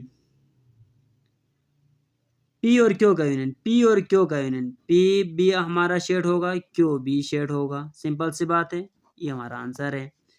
अब इसके बाद फिर यूनियन है आर के साथ, तो आर बी शेड होगा, है ना।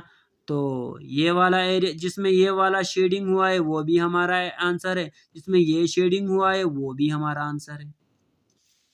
यहाँ पर भी देखें, P union Q union R है, क्यू और आर का यूनियन क्यू भी शेड होगा, आर भी शेड होगा। अब इसके साथ यूनियन इसके साथ है तो पी भी शेड होगा। तो यहाँ सॉरी टू से इसकी रिप्रेजेंटेशन डिफरेंट करो तो बेहतर है, ये हो गया, इसको मैंने हॉरिजॉन्टल किया हुआ है। अब देखें ये वाला शेडेड एरिया के इसका हो गया आंसर। अब यहाँ पर अगर हमारे पास ये शेडेड है या ये वाला एरिया है, दोनों हमारे पास आंसर है। तो देखें यहाँ पर भी पी क्यू आर तीनों शेडेड थे, यहाँ पर भी पी क्यू आर तीनों शेडेड हैं, तो लेफ्ट हैंड साइड बराबर है राइट हैंड साइड के। दोनों का आंसर लेफ्ट हैंड साइड का और राइट हैंड साइड का सेम आएगा, सेम सेट बनेंगे दोनों के। फिर पहली बात याद रखें, पी क्यू आर में कोई कॉमन एरिया है नहीं है, तो इसका आंसर एम्प्टी है, कंफर्म है 100%। देख के आप बता सकते हैं क्यों, तीनों का कोई एरिया कॉमन नहीं है। तो P इंटरसेक्शन क्यू, P और क्यू में कोई एरिया कॉमन है, नो शेडिंग, नो शेडिंग, है ना। अब याद रखें फिर वही वाली प्रॉपर्टी आती है, अगर आप किसी भी सेट का इंटरसेक्शन लेते हैं किसी एम्प्टी सेट के साथ तो फिर से एक एम्प्टी सेट मिलेगा, तो यहाँ पर भी नो शेडिंग, ठीक हो गया। क्यू और आर का आप इंटरसेक्शन कर ले लें, चलें ये वाला एरिया कॉमन है तो ये वाला एरिया कॉमन आया। अब P, क्या P का ऐसा थोड़ा सा भी एरिया था जो इन दोनों के आंसर में आता हो? नहीं, क्योंकि ये मुकम्मल ये शेडिड, यहाँ पर अगर P होता तो ये वाला आंसर होता, है ना। तो ऐसा कुछ भी नहीं, ये डिफरेंट है, अलग है, तो यहाँ पर नो शेडिंग, नो शेडिंग याद रखें। तो from 1 and 2 left hand side बराबर है राइट हैंड साइड के, तो ये पार्ट नंबर 2 भी सोल्व हुआ। इसी के साथ क्वेश्चन नंबर 5 होता है ख़त्म। अब हम सोल्व करेंगे क्वेश्चन नंबर 6 को। ये हमारे पास क्वेश्चन नंबर 6 में कहा हुआ है कि फिर वेन डायग्राम यूज़ करना है, फिर 3 सेट्स गिवन है और इस चीज़ को वेरीफाई करना है। सिंपल है, पहले पार्ट्स की तरह ही, कोई डिफरेंट नहीं है, बस जस्ट नंबर डिफरेंट है। तो सेट्स में देखिए हमारे पास क्वेश्चन नंबर 6 में पहला सेट हमारे पास है x -1 -2 -3, y सेट है 0 1 2 3 और z सेट हमारे पास गिवन है 0 +- 1 +- 2 +- 3। तो यहाँ z को हम रिप्रेजेंट लिख सकते हैं, वो तरीका ही है 0 1 -1 -1 -2 +2 +3 -3, यानी इसमें तमाम नंबर्स हैं। प्लस माइनस का मतलब ये है कि यहाँ पर +1 भी है और -1 भी है। +- 2 मीन्स यहाँ -2 +2 दोनों है, +- 3 -3 दोनों आएंगे। अब देखें 0 1 2 3 भी इस सेट में है, -1 -2 -3 भी इस सेट में है, तो मीन्स ये हमारे पास जेड सेट होगा, इसके अंदर एक्स भी आएगा और वाई, एक्स और वाई में कोई नंबर कॉमन है नहीं है, तो ये एक्स यहाँ पर, वाई यहाँ पर, ये जेड सेट, ये एक्स और ये वाई। एक्स और वाई दोनों क्या हैं, सबसेट हैं जेड के। इसको रिप्रेजेंट करने का एक तरीका ये। बाकी देखें, एक तरीका ये भी हो सकता है कि हम ले लें जनाब जेड को यूनिवर्सल सेट, और एक्स और वाई हमारे पास क्या हैं, डिजॉइंट सेट्स हैं। यानी इस तरह भी हम सोल्व कर सकते हैं। आप चाहें तो इसमें सोल्व करें या इसमें सोल्व करें, जिसमें आपको अच्छा लगता है ना उसी में करें। चलें अब हम सोल्व करते हैं क्वेश्चन नंबर 6 को। तो ये हमारा लेफ्ट हैंड साइड है। पहले ब्रैकेट वाला एरिया को सोल्व करते हैं। y इंटरसेक्शन z, y और z में कॉमन एरिया कौन सा है, तो y खुद शेड होगा, क्यों, y z के अंदर आ रहा है। और फिर उसका यूनियन लेंगे x के साथ, तो फिर x शेड होगा। इसकी शेडिंग डिफरेंट करना है, तो ये वाला हो गया। तो देखिए हमारे पास y intersection z horizontal show कर रहा है। अब यहाँ बीच में यूनियन है तो एक लाइन आएगा। अब इस वाले को हमने हॉरिजॉन्टल से, इसको वर्टिकल से, जिसमें ये वाली लाइन आई हूँ या ये वाली आई हूँ, वो एरिया हमारा क्या है, आंसर है। तो x और y यहाँ से हमारे सॉल्यूशन निकलेंगे, ये सेट्स हमारे आएंगे, इनका कॉम्बिनेशन कोई सेट बन के आएगा। ठीक हो गया। अब यहाँ से x यूनियन y, x और y का यूनियन, तो ये हो गया x, ठीक। और ये हमारे पास यूनियन y, ये हो गया जनाब। फिर इसके बाद x यूनियन z, x और z का यूनियन, तो क्या होगा, पूरा z आएगा ना, पूरा क्या आएगा, z आएगा। डिफरेंट हम उससे शो करते हैं, पूरा z आएगा। तो ये हमारे पास देखें पहले वर्टिकल, फिर उसके लिए हमने क्या किया, ये वाली लाइनें ड्रॉ की। यहाँ बीच में इंटरसेक्शन है, तो पहले वाले यूं थे, दूसरे वाले इस तरह के थे। तो जहाँ यूं लाइनें इंटरसेक्ट कर रही हूँ, वो एरिया हमारा आंसर है। तो x और y में इंटरसेक्ट कर रही हैं, तो यहाँ से भी x और y सेट आएगा। तो लेफ्ट हैंड साइड क्या आया, बराबर हो गया राइट हैंड साइड के। उम्मीद है कि आपको ये क्वेश्चन समझ में आया होगा। ये हमारे पास क्वेश्चन नंबर 7, जो कि एक्सरसाइज 3.1 का लास्ट क्वेश्चन है। तो वेरीफाई, इसको वेरीफाई करना है। 3 सेट्स गिवन है, ये डिस्क्रिप्टिव फॉर्म में गिवन है। अब पहला काम हमारा, इसको हम लाएंगे ट्यूबुलर फॉर्म में। तो देखें यहाँ कहा हुआ है कि सेट फर्स्ट 3 वॉवल्स, वॉवल हमारे पास A E I O U, A E I O U vowels हैं। फर्स्ट 3 कौन से हैं, ए ई आई हैं, ए ई आई आ गए, ठीक हो गया। अब इसके बाद Y, set of letters of word energy, repeat नहीं करना है, ई एन, ई आ रहा है ना, फिर दोबारा नहीं लिखना है, आर जी वाई, इन लेटर से मिलके एक लफ्ज बनता है एनर्जी, ठीक हो गया। Z, set of letters of the word algebra, algebra में कौन कौन से इंग्लिश के अल्फ़ाबेट आ रहे हैं, एक ए आ रहा है, एल आ रहा है, जी आ रहा है, और ई आ रहा है, बी आ रहा है, आर आ रहा है, ए पहले लिखा हुआ है, ठीक हो अलजेब्रा। अब देखें इसके बाद यहाँ पर क्या इन तीनों में कोई नंबर कॉमन है या नहीं है, पहले वो देखते हैं।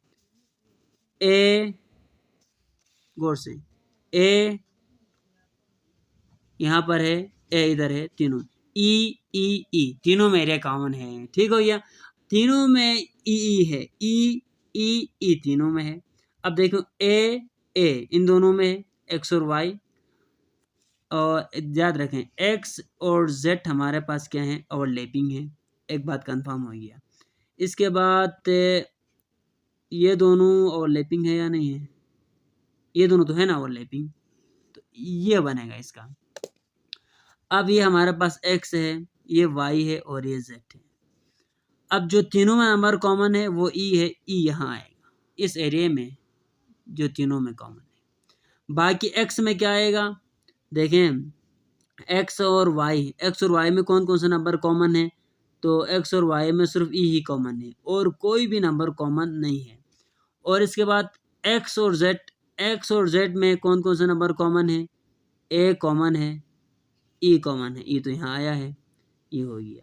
अब वाई और जेड में कौन कौन से नंबर कॉमन है, तो सिर्फ ई है और कोई नंबर कॉमन नहीं है। तो एक्स के बाकी नंबर्स यहाँ आएंगे, आई, वाई का ई इधर आया, एन, आर और इन दोनों में जी कॉमन है ना, जी यहाँ पर आएगा, जी, वाई। बाकी जेड का ए यहाँ पर आया है, ई यहाँ पर आया है, तो एल यहाँ पर आएगा, ई, बी इधर आएगा, और भी इन दोनों को कॉमन है, और भी इन दोनों को कॉमन है, तो आर यहाँ पर आएगा। ठीक हो गया। तो चले अब हम क्वेश्चन को सॉल्व करते हैं। ये हमने पहले से बनाया हुआ है।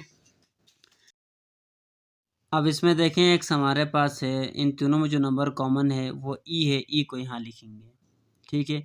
और वाई और जेड में जो नंबर कॉमन है वो कौन कौन से हैं, वाई और जेड में जो नंबर कॉमन है वो ई था, जो कि यहाँ लिखा, जो वो तो तीनों में था, सिर्फ वाई और जेड में जो कॉमन है वो जी है, जी यहाँ पर आएगा, जी, और आर है, और भी यहाँ पर कॉमन एरिया में आएगा।